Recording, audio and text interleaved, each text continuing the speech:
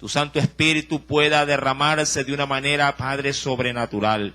Que sea tus misericordias, Señor mi Dios, pues, bendiciendo nuestras vidas, Padre, a nuestro cuerpo, a nuestra alma y también a nuestro espíritu. Te lo agradezco, mi Dios, en el dulce nombre de Cristo Jesús. Amén y amén. Bien, Primera de Reyes, capítulo número 18, sí, verso 20 al 21 hemos leído. Como introducción, Elías le había mencionado a un hombre de Dios llamado Abdías, el cual servía, sí, en el palacio de Acab. Este era temeroso, como lo vimos la semana pasada, de Dios, y había de hecho, sí, había ayudado a proteger a cientos de profetas, de los cuales los había, dice la Biblia, provisto de pan y de agua para su sustento. Este Abdías, sí, es el mensajero de Elías para decirle al rey que tenía una cita con él. Esa cita obviamente no era una cita de regocijo, por el contrario, a Elías se lo había estado buscando por más de 3 años y el rey había hurgado por toda la nación de Israel y aún fuera de ella para tratar de encontrarlo y responsabilizarlo de ese gran perjuicio que la sequía había provocado. Pero Dios había escondido a Elías, como usted ya lo ha visto en otros estudios. Él de primera mano lo había llevado a un monte, ¿verdad?, para poderlo ahí sustentar y ahí darle, sí, seguridad. Luego ese mismo Dios lo envía a Serepta de Sidón para ponerlo también a buen recaudo en la casa de una mujer viuda, y allí habría de ser sustentado. Los días pasaron, sí, es decir, cerca de 3 años y medio, y ahora el mismo Dios que le había dicho que vaya y se esconda y huya, ahora le decía darte a conocer porque es tiempo de poner las cosas en orden, es tiempo de confrontar a ese rey, sí, y al pueblo que, sí, había inclinado su corazón a la idolatría. Es ahí, mi amado hermano, si usted me acompaña en el capítulo 18, en unos versos anteriores, es allí donde Elías le dice al rey, sí, versículo número 19, envía pues ahora y congrégame a todo Israel en el monte Carmelo y los 450 profetas de Baal. En total eran 850, 450 de Baal y 400 del dios Asera. Versículo número 19 nos dice, y los 400 profetas de Asera que comen de la mesa de Jezabel. Verso número 20. ¿Sí? Entonces dice la Escritura, Acab convocó a todos los hijos de Israel y reunió a los profetas en el monte Carmelo. Verso número 21. Y acercándose Elías a todo el pueblo, dijo, ¿hasta cuándo claudicaréis vosotros entre 2 pensamientos?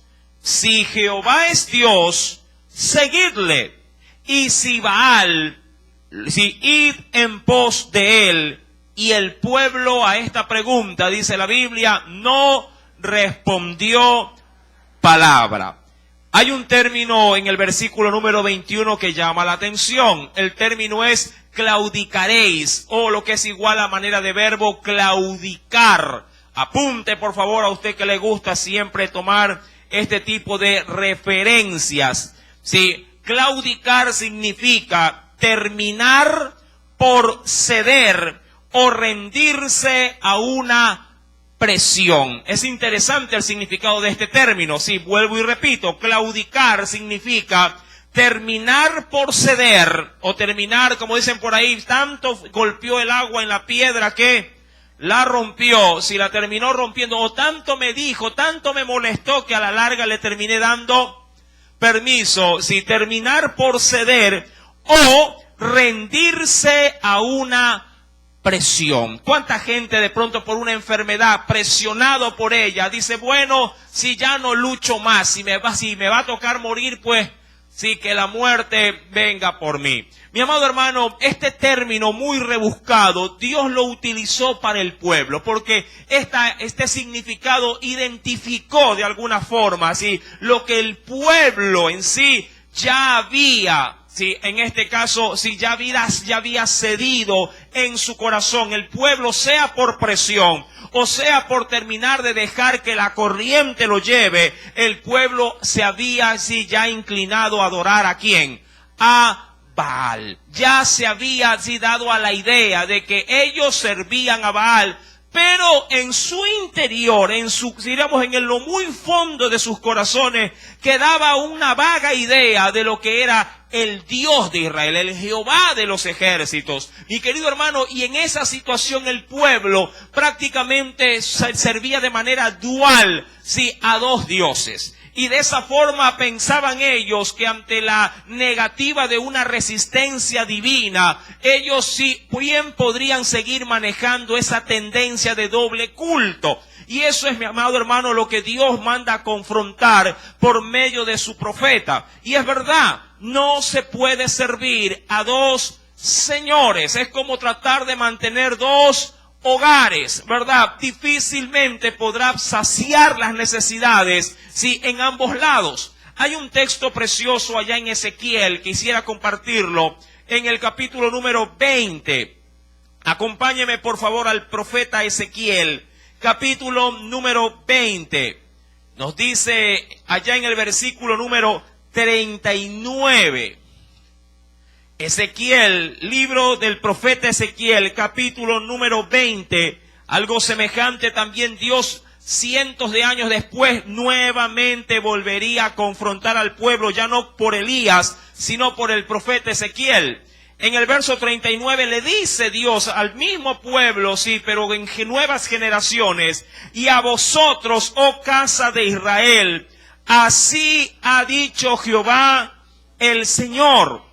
Andad, capítulo 20, verso 39, dice, andad cada uno tras sus ídolos y servidles, si es que a mí no me obedecéis, pero no profanéis más mi santo nombre con vuestras ofrendas y al mismo tiempo con vuestros ídolos. Diría cualquiera, este pueblo ya había de alguna forma adaptado, sí, a tratar de llevar doble forma, sí, de culto. Servir a los ídolos y servir a Dios. Eso es más o menos como tratar de jugar en un mismo partido en ambos equipos.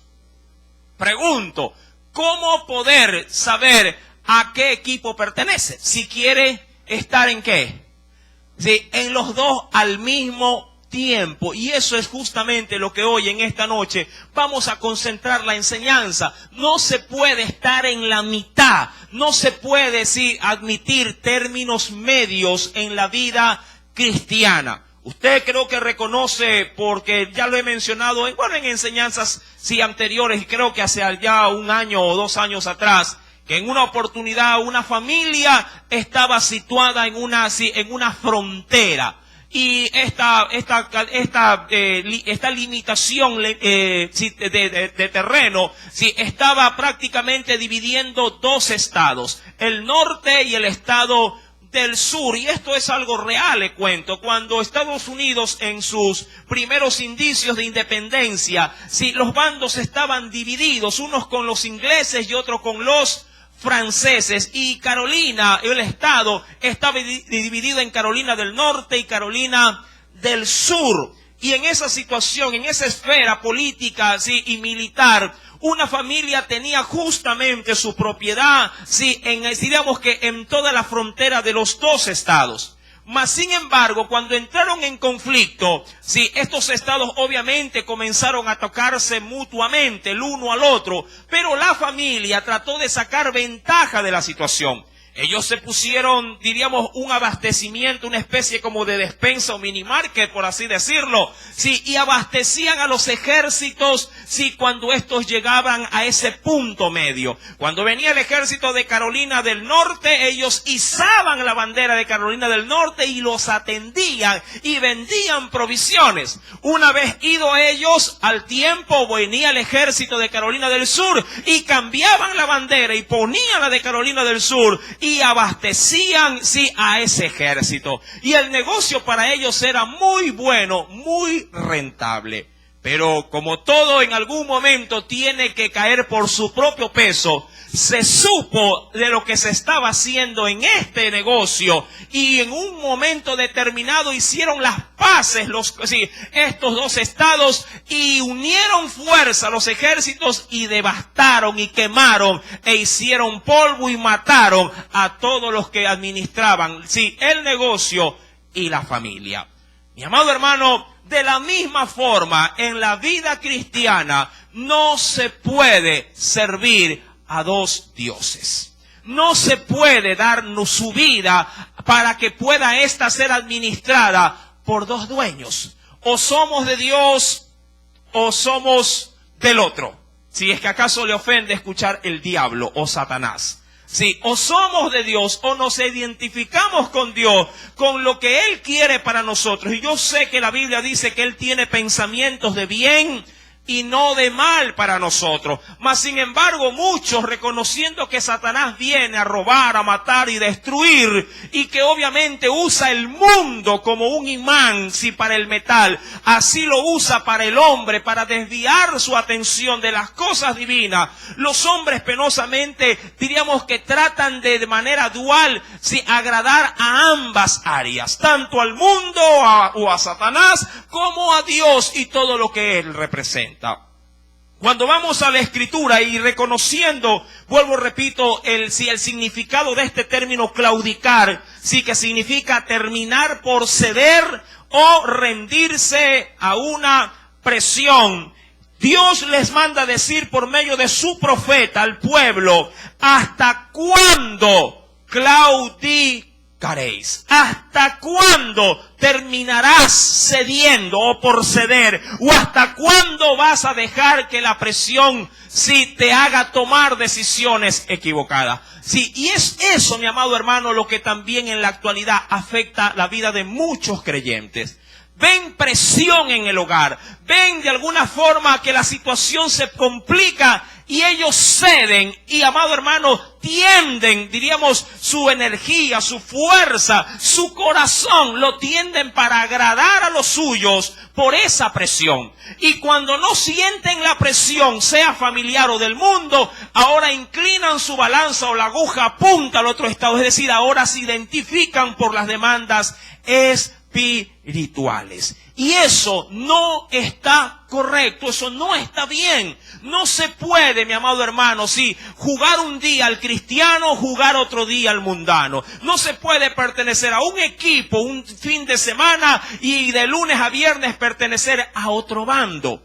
Nuestra vida debe de estar identificada 100%, las 24 horas del día, los 7 días de la semana, de manera exclusiva ¿a quién? A Dios.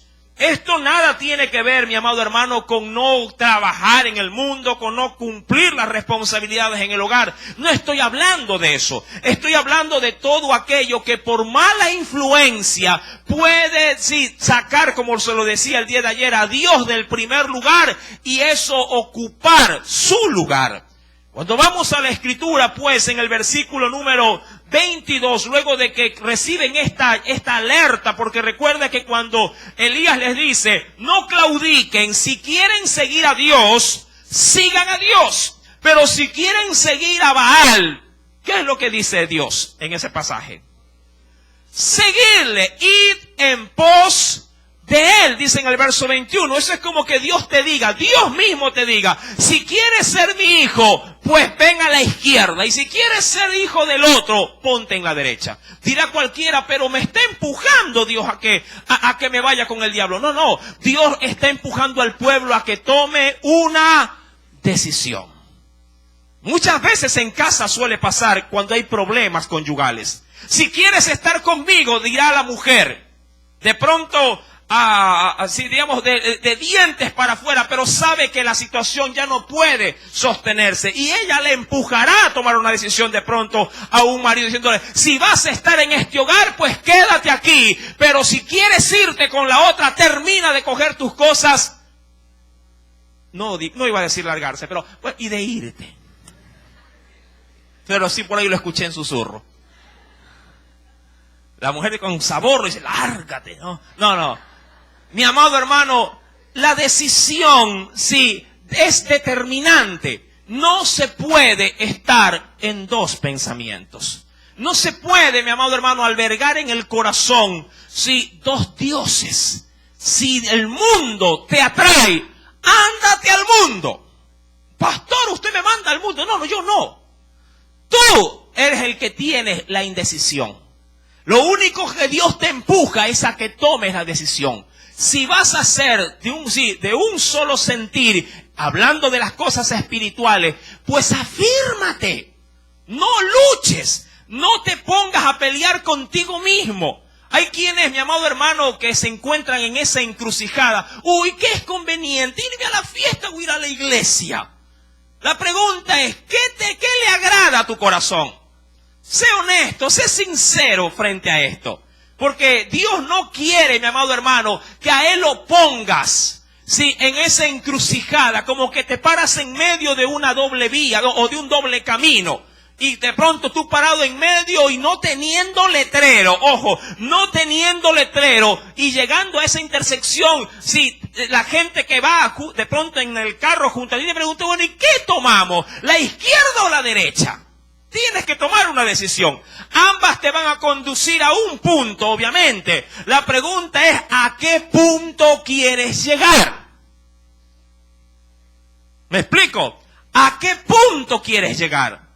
En la vida, mi amado hermano, como en muchas decisiones que uno puede llegar a tomar, en la vida espiritual vas a encontrarte en algún momento en esa encrucijada. Y ahí deberá aflorar, mi amado hermano, tu inclinación. Pero no trates de tomar las dos vías, porque no vas a terminar a llegar en ningún lado.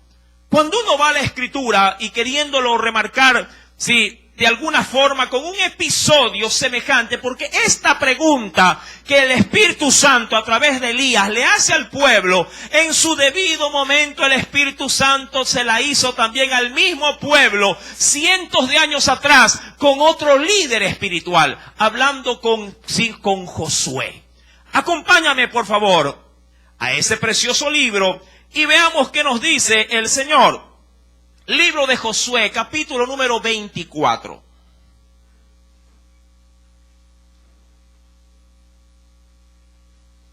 Libro de Josué, capítulo número 24. Hay un acontecimiento dentro de esta encrucijada, así como también la hubo por medio del profeta Elías. Libro de Josué, capítulo número 24. ¿Lo tiene? Casi ya a la despedida, diríamos así, en la ancianidad de este gran líder espiritual. ¿Sí?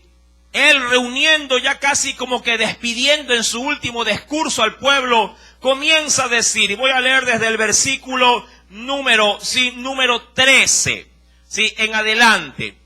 Dice la Escritura, si era Josué el que recordaba al pueblo, sí, los acontecimientos que ellos ya habían vivido. Y os di, dice ahí, la tierra por la cual nada trabajasteis, y las ciudades que no edificasteis, en las cuales moráis o vivís.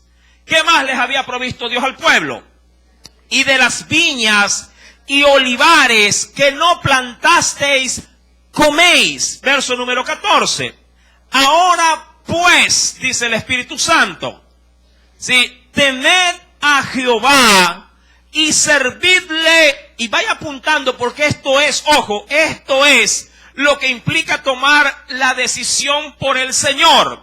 Ahora pues, temed a Jehová, servidle con integridad y en verdad, quitad de entre vosotros los dioses a los cuales sirvieron vuestros padres al otro lado del río y en Egipto, y los empuja ¿qué? Y servid, dice ahí, a Jehová. Verso 15, ¿puedes leerlo por favor?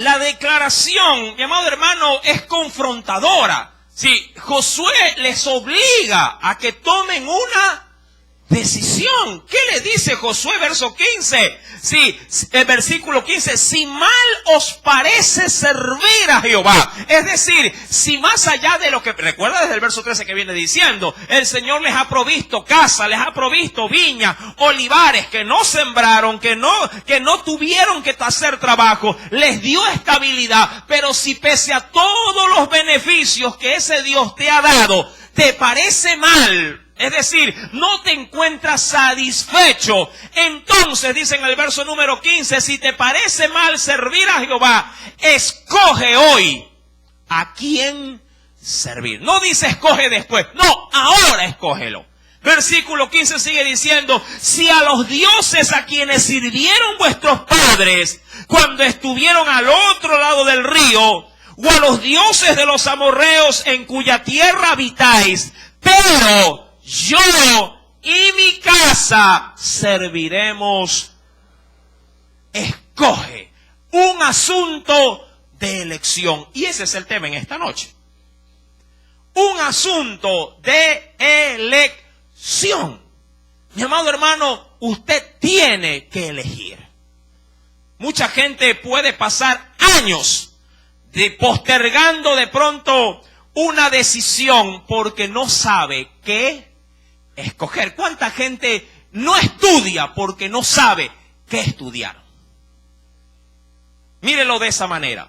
¿Cuánta gente todavía sigue soltera porque todavía no ha escogido a la persona idónea para él? ¿Cómo le digo? ¿Le digo o no le digo? Le digo, anda, dile, no, mejor no.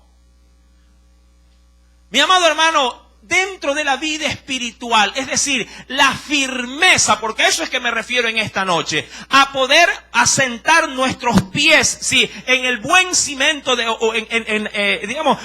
la piedra, de cimentación de la vida cristiana, es un asunto de elección. Es un asunto de elección, orar o no orar.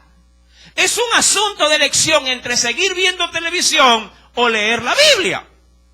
Es un asunto de elección entre arreglarse y venir al culto o quedarme de pronto todo sudado siguiendo, en casa lavando o atendiendo mis asuntos personales. Todo esto es un asunto de elección. Pero tienes que tomar la decisión, tienes que elegir. No puedes seguir, diríamos, en ambas formas o estilos de vida. Dice la Escritura, pues, en el versículo número 15, dando la postura de Josué frente al pueblo, pero yo y los míos, que vendría a ser su hogar, su casa, vamos a servir ¿a quién? A Jehová. En ese sentido, en los tiempos de Josué, para el pueblo el asunto de la decisión no era tan complicado. Porque las cosas que Dios había hecho todavía estaban frescos en la memoria de ellos. Todavía estaba fresco, diría, en el corazón de ellos. Porque mucho de este pueblo había palpado la mano de Dios en sus vidas. Es que es verdad. Si tú tienes algo, diríamos, sin mayor, por años me refiero, sin mayor olvido de las cosas. Vamos a suponer que el día de ayer Dios te haya librado de un accidente en un...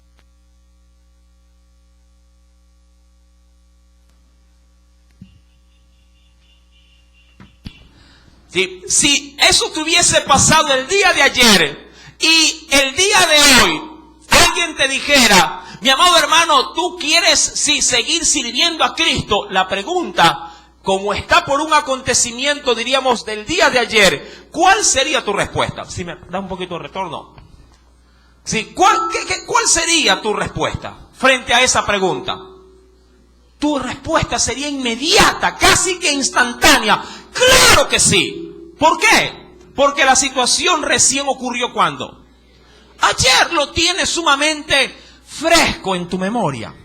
Para el pueblo que estaba obviamente involucrado, mira cómo responde en el caso de Josué, versículo número 16. Entonces el pueblo respondió y dijo: nunca tal acontezca que dejemos a Jehová para servir a otros dioses. Le va a decir que estás loco, Josué. ¿Cómo me vas a hacer esa pregunta?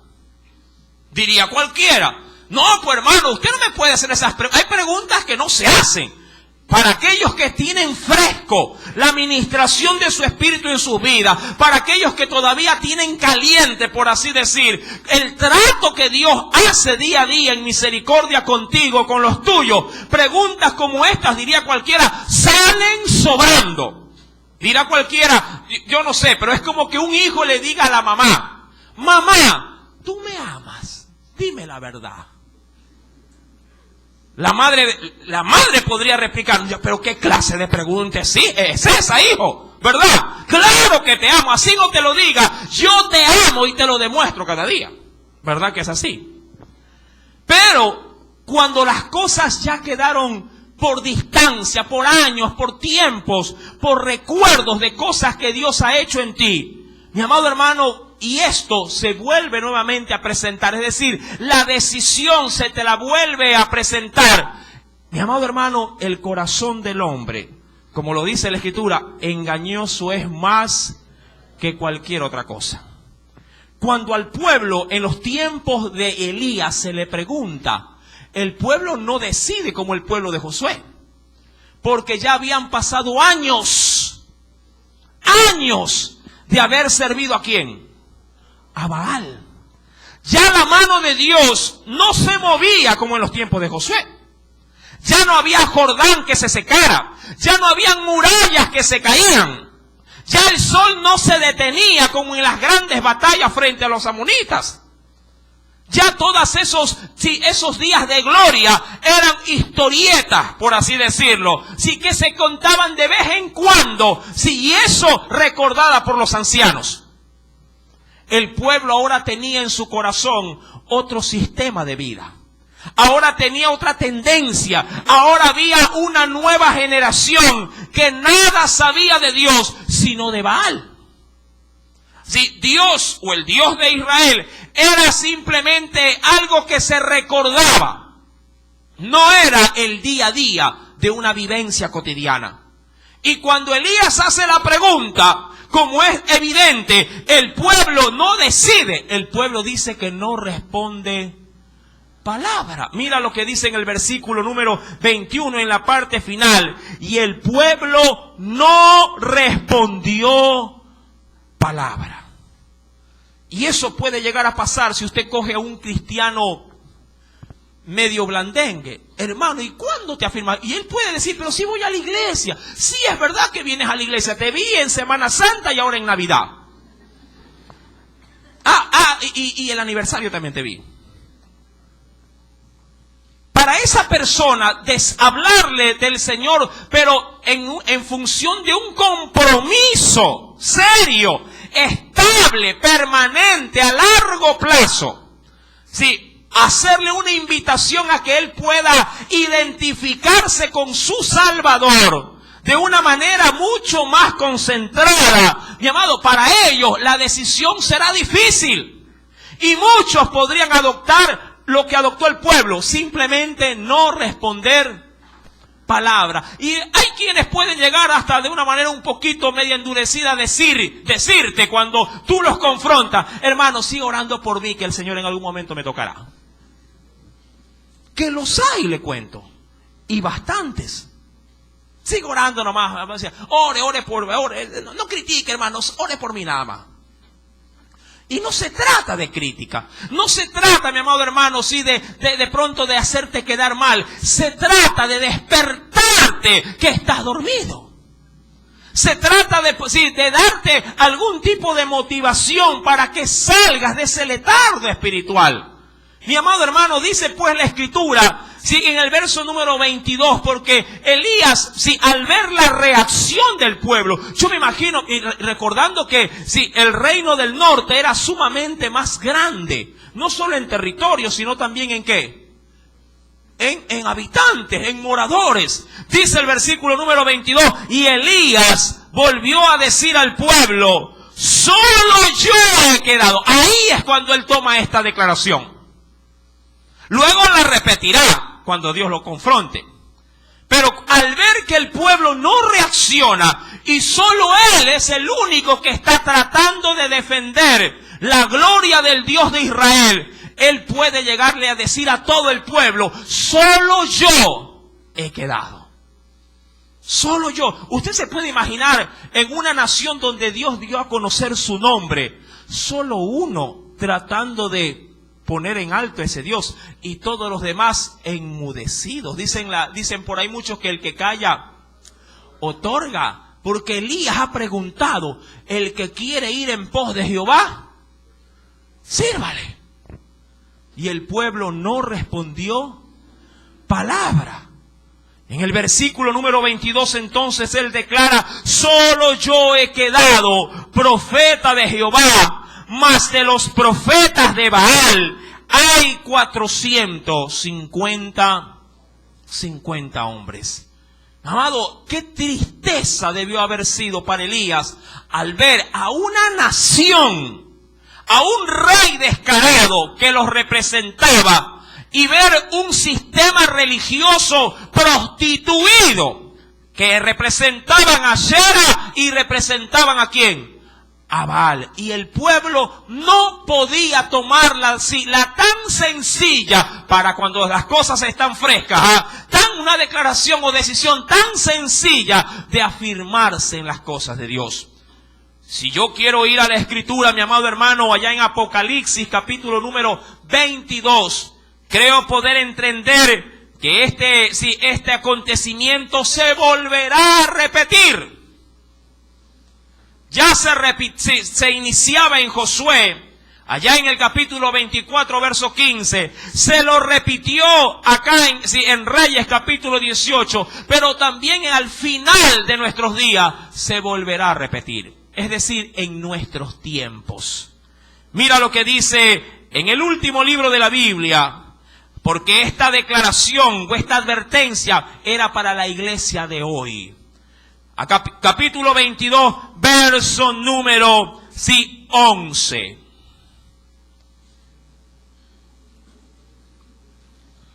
¿Lo tiene? Dice ahí el Espíritu Santo, el que es perverso, maligno, dicho de una sola palabra, injusto. El que es injusto, ¿a dónde lo empuja el Señor? No, el Señor no le está diciendo que el que es santo sea injusto, sino que el que es pecador y no quiere cambiar esa forma de vivir, ¿qué nos dice? El que es injusto, sea injusto. Sí, hasta la fecha, todavía permanezca como injusto. Dirá cualquier hermano, pero si hay que llamarlos al arrepentimiento, sí. Y cuando no se quieren arrepentir, y cuando no quieren afirmarse, por más que usted los visita, por más que usted ora por ellos, y cuando ellos quieren seguir en su pecado, porque se deleitan en ese pecado, el que es injusto, sea injusto todavía. Y el que es inmundo, aquel que ha tomado la decisión de contaminarse, de ser sucio, y que claro, quiere de alguna forma, guardando las apariencias, seguir viniendo a la iglesia, seguir de pronto aparentando, dicen los muchachos, siendo pura pantalla. Pero su forma o estilo de vida es totalmente otro. Me recuerdo que en más de una oportunidad, muchas veces cuando se pasaban por calles ciertos hermanos que venían con nosotros, los del bar le decían, ¡habla! Y le daban un aspecto o un adjetivo calificativo funesto. Ellos decían, ya no me llames así. Digo, ¿y por qué no te conocen con otro nombre? ¿Y por qué no has dejado que tu testimonio borre el pasado? Posiblemente los recuerdos no los puedas borrar, pero sí puedes hacer cambiar la forma presente de cómo deben de verte.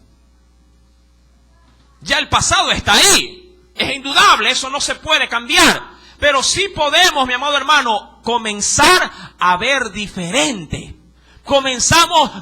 Debemos de comenzar a hablar diferente, a vivir diferente, a actuar diferente, para que en el porvenir la gente ya no nos vea como el vil pecador, sino como el hombre lavado y santificado por la sangre del Cordero. ¿Sí me está entendiendo? Debe haber una decisión. Esto es asunto de elección. Y por el contrario, dice el versículo 11, y el que es justo, ¿a qué lo manda? ¿A hacerse inmundo? No. Aquel que es justo, o justificado por Dios, practique la justicia, y el que es santo, santifíquese todavía. Usted ahí lo que no va a poder ver es términos medios. No está diciendo el que es injusto, si en la mañana, en la noche sea santo. El que es angelito por la noche, sea diablo en la mañana. No, no se puede vivir así. Eres santo, sé santo todos los días. Te conocen como hermano en la noche en el culto, te deben de conocer también como hermano en la mañana en tu barrio. ¿Sí me entiende? Tienes aquí el Dios le bendiga, también deben de escucharlo en tu trabajo. No, hermano, es que allá me da vergüenza. No debe. Él no se avergüenza de ti. ¿Por qué tú te avergüenzas de él? Todo es asunto de elección. Mi amado hermano, esto obviamente remarcará la vida de la iglesia. ¿Por qué cree usted que el Señor, allá en Apocalipsis capítulo 3, versículo... Venga conmigo, por favor. Apocalipsis capítulo número 3, versículo número 15 al 16. Es un texto muy conocido y que se engancha de manera idónea con la enseñanza en esta noche. El Señor, recriminándole a la iglesia de la Odisea, le dice: yo conozco tus obras. Y esa es la condición de un cristiano que quiere servir a dos señores. Yo conozco tus obras, que no eres frío. No eres, queriéndole dar una interpretación espiritual, que no eres ni fervoroso ni mundano en extremo. O sea, que no eres ni tan santo, ¿verdad?, como para ser pastor, ni de pronto tan diablo como para ser diablillo. Pero, mi amado hermano, dirá cualquier hermano, pero estoy ahí, voy en la mitad. No, la vida cristiana no puede ser, o no puede ir en la vía de ese carril. Nuestra vida debe de estar bien encaminada en la senda de Cristo. Él es el camino, Él es la verdad y Él es la vida. Si no vas en ese camino, vas en el camino de la muerte. Esto no es como jugando un pie bien abierto del otro, y dice, aquí con el derecho en la vida y acá con el izquierdo en la muerte. Aquí haciendo, buenas obras, caridad, misericordia, y acá estafando, robando, o adulterando. ¿Sí me entiende, mi amado hermano? La Escritura es clara cuando confronta a la iglesia, diciéndole en el verso ahora número 16, pero por cuanto eres tibio, es decir, eres una persona que se mantiene, en el estatus de la neutralidad. Algo tibio está neutral. Algo tibio, diríamos, visto bajo el simbolismo, es la persona que ve pelear a alguien y por no meterse en líos, no se mete. Ve que un hombre le pega a una mujer y dice, bueno, hay problema de marido y mujer. Claro, puede salir mal parqueado, sí, es verdad. Pero sin embargo, lo justo es justo y hay que defender la justicia. Es inevitable. Sí, mi querido hermano, dice la Escritura, pero por cuanto eres tibio, vuelvo y repito, neutral, y no eres ni frío ni caliente, la consecuencia ante Dios será tajante y única: te voy a vomitar. Que no es otra cosa más que expulsar del cuerpo, si todo aquello que te ha hecho daño. Usted cuando vomita es cuando obviamente está descompuesto, ¿verdad que es así? Cuando algo le cae mal, ¿qué hace el cuerpo? Lo expulsa, sea por vía oral o por la otra vía. Cuando un creyente quiere vivir, sí, en este tono neutral, en este estado de diríamos, de estar ni de aquí ni de allá, mi amado hermano, la consecuencia ante Dios no es que haya la mitad de ti, la rescato, a la otra mitad que se vaya al sartén. No. El Señor por completo lo que hace es rechazar. Rechaza lo que no es genuino. Usted no puede decir, no, esta es marca Sonic. Termina de pronto en C. Se parece, pero no es. ¿Sí? O eres original, ¿sí? O eres copia. Así de sencillo. Y yo creo que el Señor anhela, sí, cristianos genuinos. ¿Verdad que es así? Gente que esté 100% comprometida con su reino. Cuando vamos a la Escritura, mi amado hermano, allá en Reyes capítulo 18, ahora dice la Escritura en el versículo número 23, frente a esa neutralidad, el Espíritu de Dios guiando obviamente al corazón de Elías, le hará tomar algo que ya el Señor había predispuesto en esa tarde o en esa mañana, sí, para que la situación en Israel tome la vía o el giro que Él había establecido. Dice pues en el versículo número 23, dénsenos pues 2 bueyes y escojan ellos, hablándole a los 450 profetas, escojan ellos uno de esos 2 bueyes y córtenlos en pedazos y pónganlo sobre leña, pero no pongan fuego debajo. Y yo prepararé el otro buey y lo pondré sobre la leña, y ningún fuego pondré debajo. Verso número 24. Leámoslo todos. Invocad luego vosotros el nombre de vuestros dioses, y yo invocaré el nombre de Jehová. Y el Dios que respondiere por medio de fuego, ese sea Dios. Y todo el pueblo respondió diciendo, bien dicho. Obviamente hasta aquí me voy a quedar. La pregunta, ¿qué es lo que había que definir? ¿Al pueblo o a Dios? ¿Qué es lo que había que dejar bien establecido al pueblo? Si Jehová era o no era Dios, que si Baal era o no era Dios, ¿dónde estaba el pueblo? Estaba en la mitad, en la neutralidad. Sí, ¿dónde estaba el problema? ¿En los dioses, por así decirlo, o en los pueblos? En el pueblo. ¿Por qué entonces se pondrá a prueba a Dios y no al pueblo?